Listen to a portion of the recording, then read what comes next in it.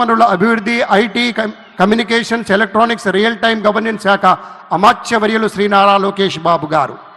బాబు గారి తనయుడిగా కాదు, వారి యొక్క ఆలోచనలకు తనయుడుగా అన్నట్టుగా ఈ రాష్ట్ర అభివృద్ధికి కట్టుబడి నిబద్ధతతో కృషి చేస్తున్న శ్రీ నారా లోకేష్ గారిని మాట్లాడవలసిందిగా మనవి.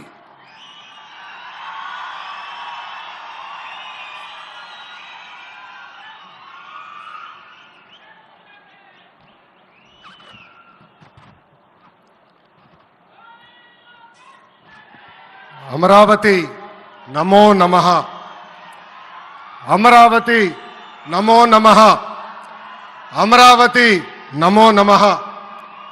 వేదిక మీదున్న ఆర్కిటెక్ట్ ఆఫ్ మోడర్న్ భారత్ గౌరవ ప్రధానమంత్రి నరేంద్ర మోడీ గారికి, మన పేదల నాయకుడు గౌరవ ముఖ్యమంత్రి చంద్రబాబు నాయుడు గారికి, నా అన్న గౌరవ ఉప ముఖ్యమంత్రి పవన్ అన్నకి,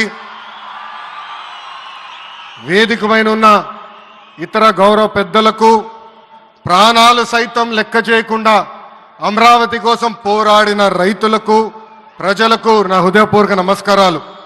ముందుగా పహల్గామ్ ఉగ్రవాద దాడిలో చనిపోయిన వారికి నేను నివాళులర్పిస్తున్నా. ఉగ్రవాదుల దాడిలో చనిపోయిన వారి కుటుంబానికి దేశం మొత్తం అండగా నిలబడుతుంది. పాకిస్తాన్ గీత దాటింది, అమాయకుల్ని చంపింది, చాలా పెద్ద తప్పు చేసింది. ఒక్క పాకిస్తాన్ కాదు, 100 పాకిస్తాన్లు వచ్చినా భారతదేశం నేలపై మొలిచిన గడ్డి కూడా పీకలేరు. 100 పాకిస్తాన్లకు సమాధానం చెప్పే ఒక్క మిసైల్ మన దగ్గర ఉంది. ఆ మిసైల్ ఏంటో తెలుసా? నమో గౌరవ ప్రధానమంత్రి నరేంద్ర మోడీ గారు. సింహం ముందల ఆటలు ఆడకూడదు, ఆడితే ఏమవుతుంది? మన సింహం నమో కొట్టే దెబ్బకి వరల్డ్ మ్యాప్లోనే పాకిస్తాన్ అని మిస్సింగ్ రావటం ఖాయం.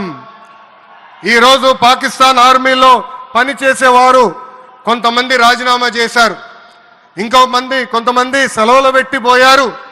దట్ ఈస్ మన నమో. నమో కొట్టే దెబ్బకి పాకిస్తాన్ దిమ్మ తిరుగుతాం ఖాయం. ఈరోజు నేను గర్వంగా చెప్పగలుగుతున్నా, ఎంటైర్ నేషన్ స్టాండ్స్ విత్ మన నమో. కేంద్రం ఈరోజు కులగణన చేయాలనే నిర్ణయం తీసుకుంది. ఇది ఒక నిర్ణయం కాదు, ఇది ఒక సంచలనం. Where others hesitated for decades, Namo acted, rewriting history with courage. True to his commitment to empower the marginalized and deprived, Namo's bold stroke will deliver social justice in its truest form. నమో గారికి ఆంధ్రప్రదేశ్ అన్న, అమరావతి అన్న ఎంతో ప్రేమ.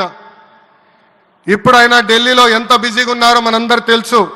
ఆయన ఈ కార్యక్రమానికి వచ్చారు. 2024 ఎన్నికల్లో ప్రజలు ఎన్డీఏ ప్రభుత్వానికి 94 సీట్లు గెలిపించారు. అందుకే మన ప్రధాని నమో గారు ఆంధ్రప్రదేశ్ కోరిన అన్ని కోరికలు తీరుస్తున్నారు. మొన్నే విశాఖపట్నానికి వచ్చి railway zone, NTPC green project, Nakkapalli bulk drug park నిధులు కేటాయించారు. ఏకంగా విశాఖపట్నం ఉక్కు ఫ్యాక్టరీని కాపాడారు. ఇప్పుడు అమరావతికి వచ్చి నిధులే కాదు పనులు కూడా ప్రారంభించబోతున్నారు. మనం ఒకసారి గతం కూడా గుర్తు చేసుకోవాలి. 2014లో రాష్ట్ర విభజన జరిగింది. కట్టుబట్టలతో మెడబట్టి మన బయటికి గెంటేశారు. ఎక్కడి నుంచి పరిపాలించాలో తెలియని పరిస్థితి. కానీ మన సిబిఎన్ గారికి సంక్షోభాలు కొత్త కాదు. ఒక పక్కన సంక్షేమం, మరో పక్కన అభివృద్ధి చేసి చూపించారు.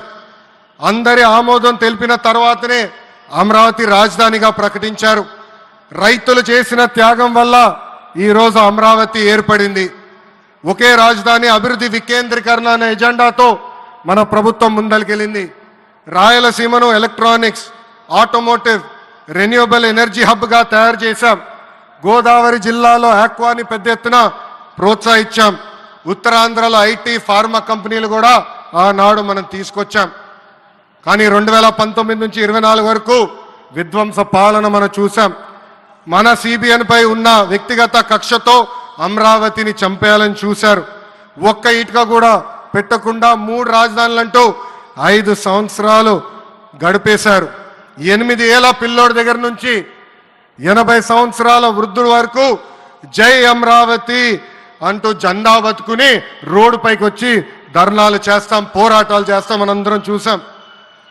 జై అమరావతి అన్నందుకు రైతులకి సంఖ్యలు వేశారు. జై అమరావతి అన్నందుకు మహిళా రైతుల్ని పోలీస్ బూటులతో తన్నిచ్చారు. జై అమరావతి అన్నందుకు రైతుల్ని ఏకంగా పెయిడ్ ఆర్టిస్టులు అన్నారు. ఎన్ని అరాచకాలు చేసినా అమరావతి రైతులు తగ్గేదే లేదన్నారు. 1631 రోజుల పాటు అమరావతి ఉద్యమం కొనసాగింది. 2070 మంది రైతులు చనిపోయారు. సుమారుగా 3000 మంది రైతుల పైన ఆనాటి ప్రభుత్వం దొంగ కేసులు పెట్టింది. ఎన్ని కుట్రలు చేసినా జై అమరావతి అన్న నినాదం ఆపలేకపోయారు. అయినా ఆపేదానికి పీకేదానికి అమరావతి ఎవరో ఇంట్లో పెంచుకున్న మొక్క కాదు, జనం గుండెల్లో దాచుకున్న ప్రజా రాజధాని. అమరావతికి శంకుస్థాపన చేసింది ఎవరు? మన నమో శంకుస్థాపన చేసిన అమరావతి ఆపే దమ్ము ఎవరికి లేదు. 1631 రోజుల పాటు పోరాడి అన్స్టాపబుల్ అభివృద్ధి వికేంద్రీకరణ అంతే స్పీడ్గా జరిగిపోతుంది. Polavaram, Visakha steel plant, Bhogapuram airport, Prakasam జిల్లాలో CBG plant, Kurnool high court bench, ఇలా అన్ని కార్యక్రమాలు జెట్ స్పీడ్తో జరుగుతాయి.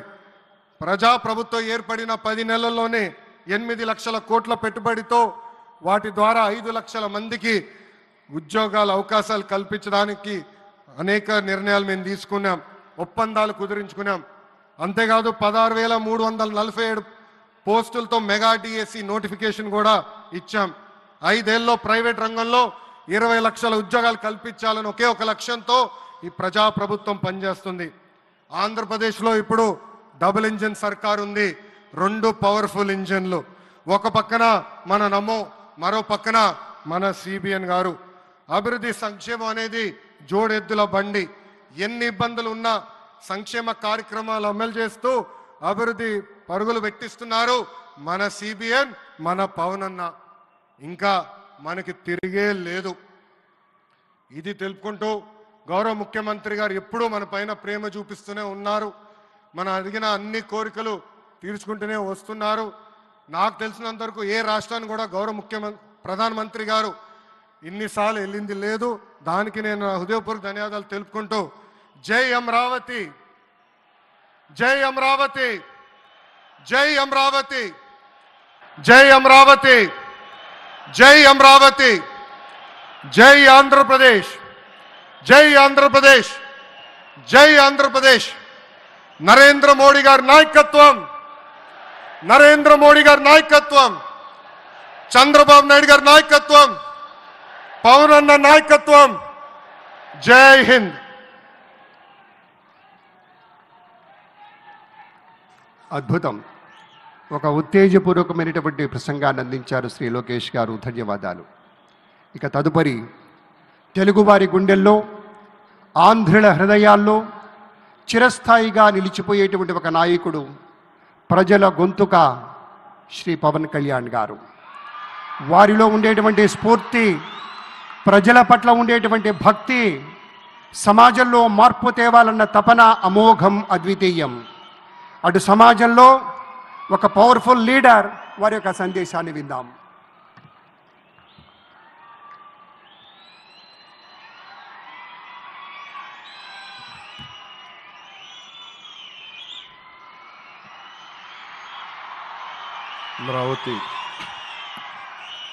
అమరావతి పునఃప్రారంభం సందర్భంగా